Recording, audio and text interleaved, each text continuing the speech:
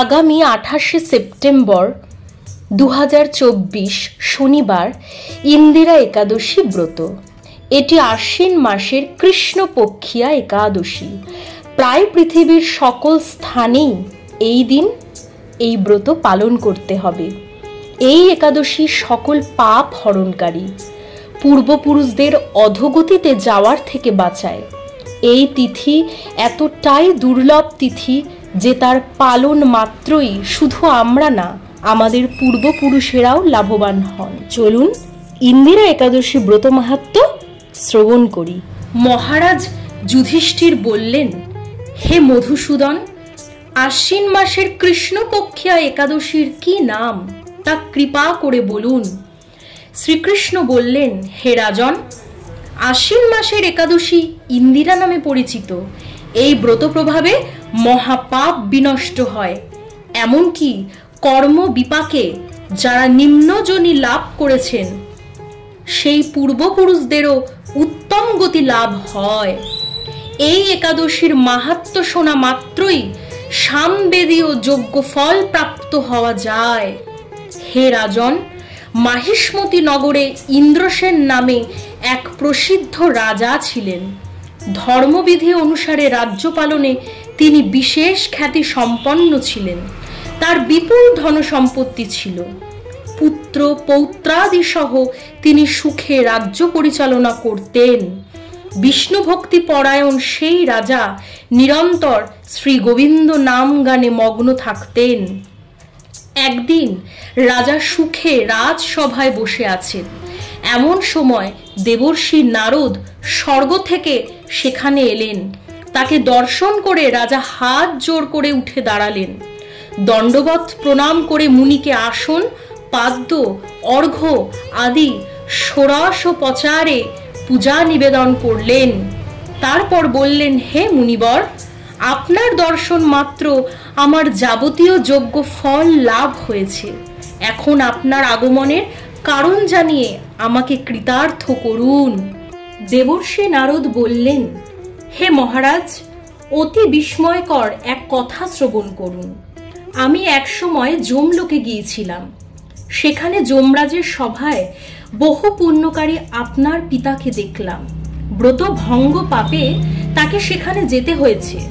হে রাজন, আপনার পিতা যে সংবাদ প্রেরণ করেছেন আমি এখন তা আপনাকে বলছি। তিনি বললেন, হে ঋষিবর, মাহিষ্মতির ইন্দ্রসেন রাজা আমার পুত্র। তাকে বলবেন যে আমি বহু পুণ্য অনুষ্ঠান করলেও কোনো কারণবশত জমালয় আসতে বাধ্য হয়েছি। আপনি কৃপা করে তাকে সর্বপাপ নাশক ইন্দিরা একাদশী ব্রত পালন করতে বলবেন। সেই ব্রত প্রভাবে আমি নিষ্পাপ হয়ে স্বর্গলোকে যেতে সমর্থ হব। এই কথা জানাবার জন্যই আমার আগমন। হে রাজন, আপনার পিতার মঙ্গল বিধানে আপনি যথাবিধি ইন্দিরা ব্রত পালন করুন। রাজা জিজ্ঞাসা করলেন, হে দেবর্ষি, সেই ইন্দিরা ব্রতের বিধি কি? কোন তিথি বা কোন পক্ষে এই একাদশী ব্রত করা কর্তব্য তা কৃপা করে আমাকে বলুন। দেবর্ষি উত্তর দিলেন, হে মহারাজ, আশ্বিন মাসের কৃষ্ণপক্ষের দশমীর দিন শ্রদ্ধা সহকারে প্রাতঃস্নান করবেন।